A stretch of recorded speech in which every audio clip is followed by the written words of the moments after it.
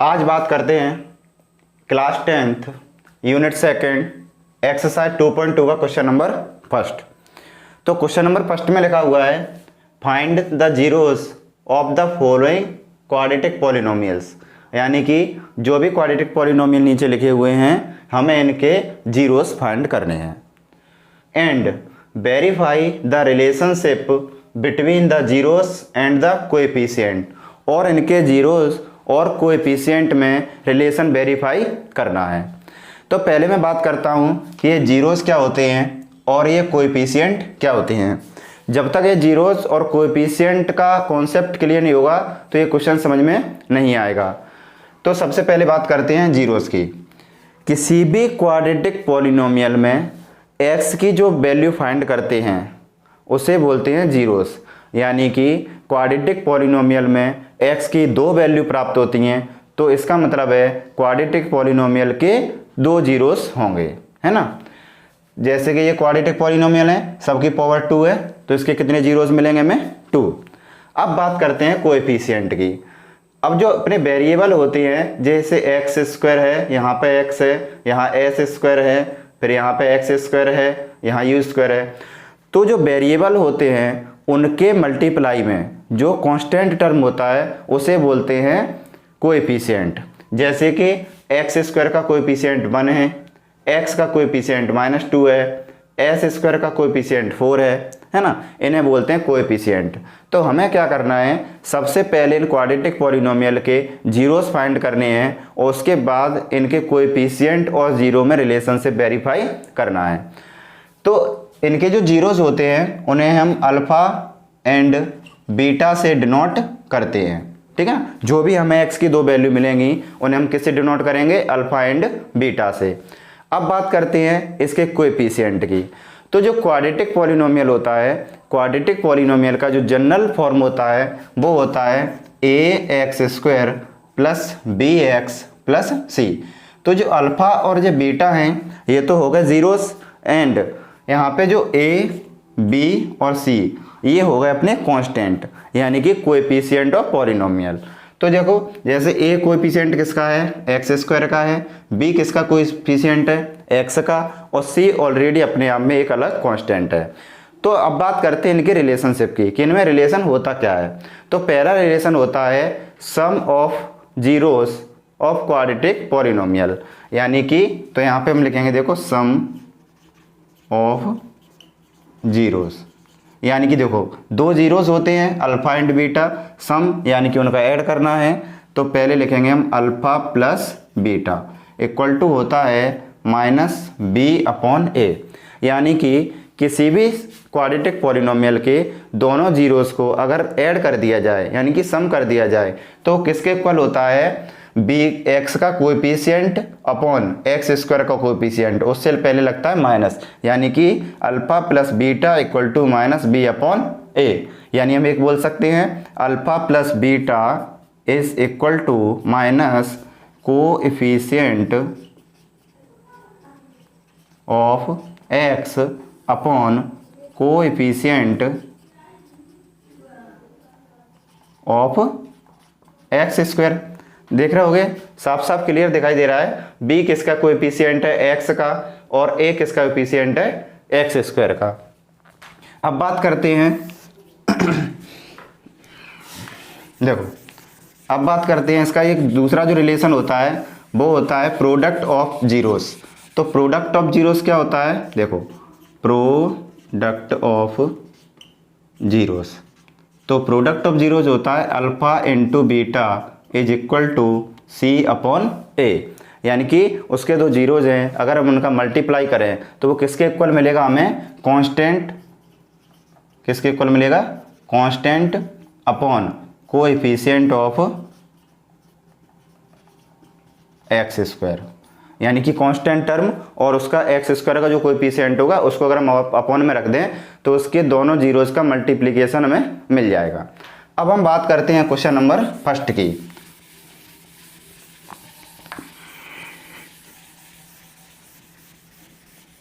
देखिए जो question number अपना पहला है इसमें दिया है x² -2x -8। तो सबसे पहले हमें क्या करना है, इसके जीरोस फाइंड करते हैं। तो जीरोस फाइंड करने के लिए हमें इसके फैक्टर करने पड़ते हैं। फैक्टर करने का तरीका क्या है वो मैं बता रहा हूँ। सबसे पहले क्या करते हैं, एक्स स्क्वायर का कोएफिशिएंट जो भी दिया हो और लास्ट में जो कांस्टेंट टर्म है, इन दोनों का करते हैं मल्टीप्लाई। यानी कि यहाँ पे देखिए ये 1 है, मैं यहाँ पे कुछ नहीं है तो क्या मानेंगे, 1 मानेंगे। और लास्ट में जो कांस्टेंट टर्म है वो कितना है, -8 है ना। तो 1 का जब -8 से मल्टीप्लाई करेंगे तो हमें क्या मिलेगा, -8। तो सबसे पहले ये ध्यान रखना, एक्स स्क्वायर के कोएफिशिएंट और कांस्टेंट टर्म का क्या करना है, हमें मल्टीप्लाई करना है। तो हमने इनका देखो मल्टीप्लाई कर लिया। अब इसका जो दूसरा पॉइंट है वो समझें, -8 या जो भी कुछ आए उसके करते हैं फैक्टर। फैक्टर करते समय ध्यान रखा जाता है कि मल्टीप्लाई करने पर हमें यही मिले यानी -8 मिले, और ऐड या सब्ट्रैक्ट करते समय हमें बीच वाली वैल्यू यानी कि -2 मिले। तो देखते हैं, -8 के कोई दो ऐसे फैक्टर करेंगे जिनका मल्टीप्लाई करने पर -8 आए और ऐड या सब्ट्रैक्ट करने पर -2 आए। तो देखिए -4 का अगर हम प्लस के 2 से मल्टीप्लाई करेंगे तो -8 आएगा, और -4 में 2 ऐड करेंगे तो -2 आएगा। यानी कि अपनी दोनों ही बातें उसमें फॉलो हो रही हैं। तो देखो अब इसमें करते क्या है, ना तो शुरू वाला जो टर्म है इसको चेंज करते हैं, ना ही इसको करते हैं। केवल जो बीच वाला टर्म है उसको यहाँ पे डिवाइड कर दिया जाता है, 2 पार्ट में बांट दिया जाता है। तो यहाँ पे हम इसको क्या लिख लेंगे, -4x + 2x। तो जरा गौर से देखें, यहाँ पे क्या हुआ, -4x में से 2x प्लस का जब माइनस करेंगे तो क्या मिलेगा, -2x, और जब इनका मल्टीप्लाई करेंगे तो क्या मिलेगा, -8।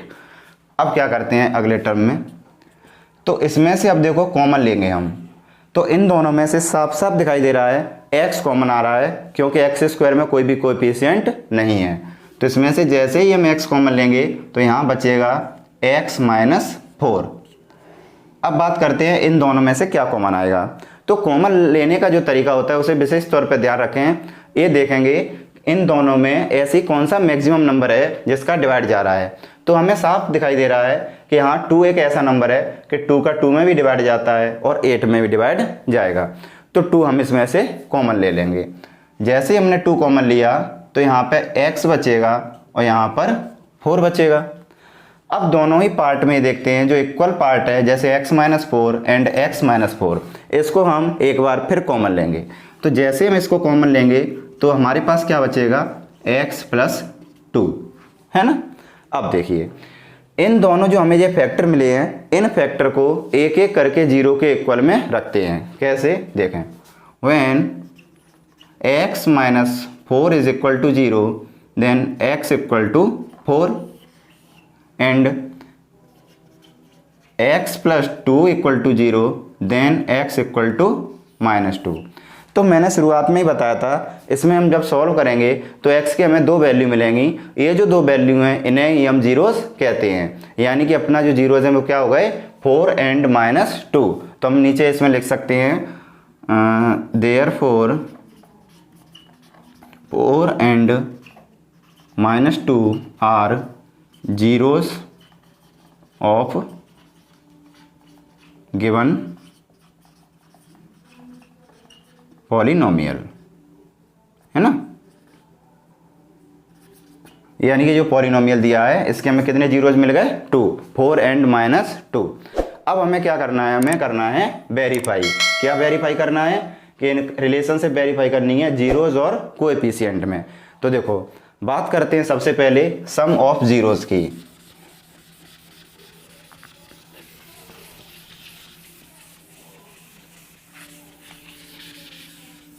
देखो तो सबसे पहले क्या कर रहे हैं हम, सम ऑफ जीरोस।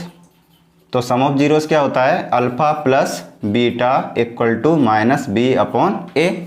अब हम दोनों ही जगह पे जीरोस और कोएफिशिएंट की वैल्यू पुट करेंगे, और वैल्यू पुट करने के बाद हमें ये देखना है कि दोनों RHS और LHS इक्वल आ जाएं।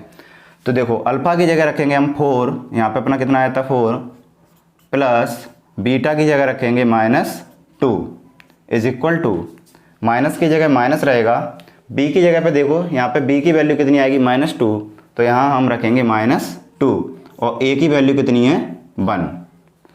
4 प्लस -2 ये कितना हो जाएगा 4 - 2 और माइनस माइनस प्लस हो जाएगा, ये हो जाएगा 2 और 2 में जब 1 का डिवाइड देंगे तो वो 2 रहेगा। 4 में से 2 माइनस करेंगे तो 2 हो जाएगा, 2 = 2, यानी कि अपना LHS और RHS इक्वल आ चुका है, यानी कि एक रिलेशन अपना वेरीफाई हो गया। अब बात करते हैं प्रोडक्ट ऑफ जीरोस की।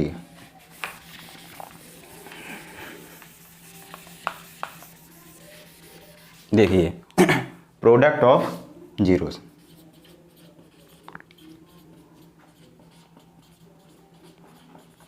ये होता है alpha into beta equal to C/A।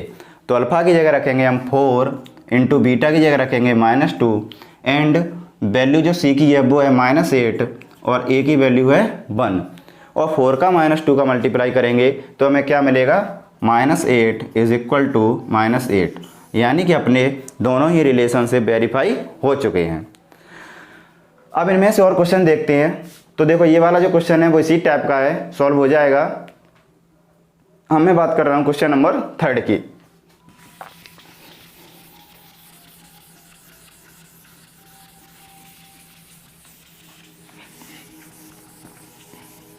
तो क्वेश्चन नंबर 3 को देखें तो क्वेश्चन नंबर 3 में दिया हुआ है 6x² - 3 - 7x। सबसे पहले तो इसमें गौर कीजिएगा, इसका जो जनरल फॉर्म होता है ax² + bx + c, ये वाला जो क्वाड्रेटिक पॉलिनोमियल है उस फॉर्म में नहीं लिखा हुआ है। तो सबसे पहले हम इसको जो क्वाड्रेटिक पॉलिनोमियल है ना उसका जनरल फॉर्म होता है उस टाइप में पहले हम इसे लिखेंगे। तो पहले हम इसको ऐसे लिखेंगे 6x² - 7x - 3। अब वही प्रोसेस जो मैंने पहले बारे में बताई थी, x² के कोएफिशिएंट और लास्ट में जो कांस्टेंट टर्म है उसका करेंगे मल्टीप्लाई, यानी 6 का और -3 का। तो 6 का -3 का मल्टीप्लाई कितना होगा -18। अब -18 के फैक्टर करेंगे और फैक्टर करके हमें ये पता लगाना है कि बीच में वैल्यू कितनी आनी है -7। मल्टीप्लाई करने पर -18 आए और ऐड और सब्ट्रैक्ट करने पर क्या आए -7 आए। तो देखो -9 का 2 से मल्टीप्लाई करेंगे तो -18 मिलेगा और -9 में 2 ऐड करेंगे तो कितना मिलेगा हमें -7 मिलेगा। तो ये हो जाएगा 6x² - 9x + 2x - 3। तो देखो अब इसमें से क्या कॉमन आ रहा है, जस्ट अभी मैंने बताया था कॉमन लेने के लिए क्या देखते हैं, ऐसी एक बड़ी से बड़ी संख्या देखेंगे जिसका दोनों में डिवाइड जा रहा हो। तो इसमें 3 एक ऐसा नंबर है 3 का दोनों में डिवाइड जा रहा है, तो यहाँ हम 3 ले लेंगे कॉमन और x भी कॉमन ले लेंगे। तो यहाँ बचेगा 2x - 3। इन दोनों में साफ दिखाई दे रहा है कुछ भी कॉमन नहीं है, तो कुछ भी कॉमन ना होने की कंडीशन में हम 1 कॉमन लेते हैं। तो जैसे हम इसमें से 1 कॉमन लेंगे तो यहाँ रह जाएगा 2x - 3। अब दोनों ही पार्ट में 2x - 3 और 2x - 3 मिल रहा है हमें, तो 2x - 3 ले लेंगे बाहर और अंदर इसमें दूसरे वाले पार्ट में बचेगा 3x + 1। इसके बाद मैंने क्या बताया था, इन दोनों को 0 के इक्वल में रखेंगे। तो 0 के इक्वल में रखने पर क्या होगा, यहाँ पे देखो x की वैल्यू क्या मिलेगी 2x - 3 = 0, x = 3/2। ऐसे ही इसको लिखेंगे 3x + 1 = 0, तो x की वैल्यू मिलेगी -1/3। तो ये तो अपनी हो गई x की वैल्यू। अब बात करते हैं sum of zeros and product of zeros. तो देखो मैंने अभी थोड़ी देर पहले ही बताया था सम ऑफ जीरोस क्या होता है।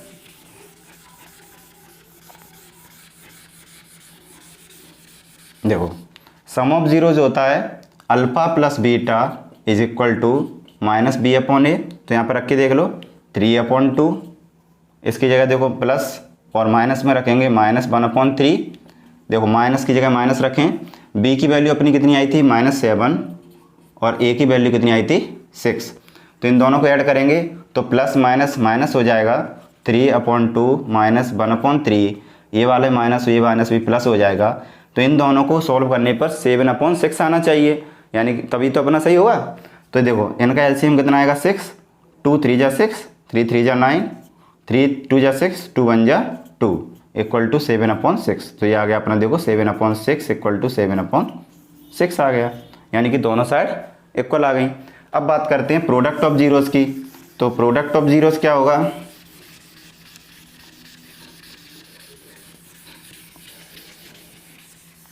देखो प्रोडक्ट ऑफ जीरोज होगा alpha into beta is equal to C upon A. तो अल्फ़ा था अपना 3/2 और बीटा था -1/3। सी की जगह रखेंगे -3 और यहाँ रखेंगे 6। 3 से 3 कैंसिल हो जाएगा, -1/2। ऐसे माइनस देखो 3 बन जा 3, 3 2 जा 6, -1/2। यानी दोनों ही पार्ट इक्वल आ गए। तो देखो ये वाला क्वेश्चन इसी टाइप का है, तो ये वाला मैं नहीं करा रहा। इन दोनों में से एक क्वेश्चन और देख लेते हैं।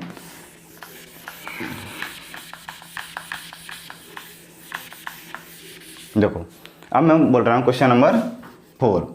तो 4 वाले में क्या दिया हुआ है, 4u² प्लस 8u। तो इसमें क्या है, जो अपनी जो क्वाड्रेटिक पॉलिनोमियल का जो जनरल फॉर्म होता है उसमें से अगर देखा जाए तो कांस्टेंट टर्म इसमें नहीं है, इसलिए इसमें फैक्टर वाला काम नहीं करेंगे और सीधा ही इसमें से कॉमन ले लिया जाएगा। तो कॉमन आ जाएगा 4u और अंदर बचेगा u+2 बचेगा, u+2।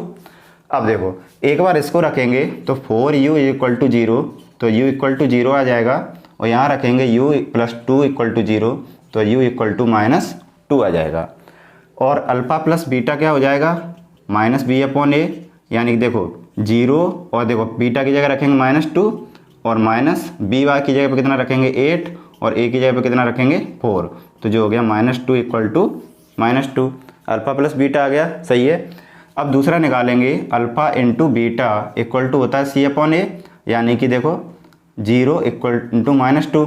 देखो जब 0 का -2 से मल्टीप्लाई करेंगे तो 0 आ जाएगा। अब इसमें देखो सी वाला पार्ट तो है ही ना, कांस्टेंट टर्म है ही नहीं, तो यहाँ पे सीधा सीधा क्या रख दिया जाएगा 0/4, तो ये आ जाएगा 0 = 0। ठीक है। अब बात करते हैं क्वेश्चन नंबर 5 की।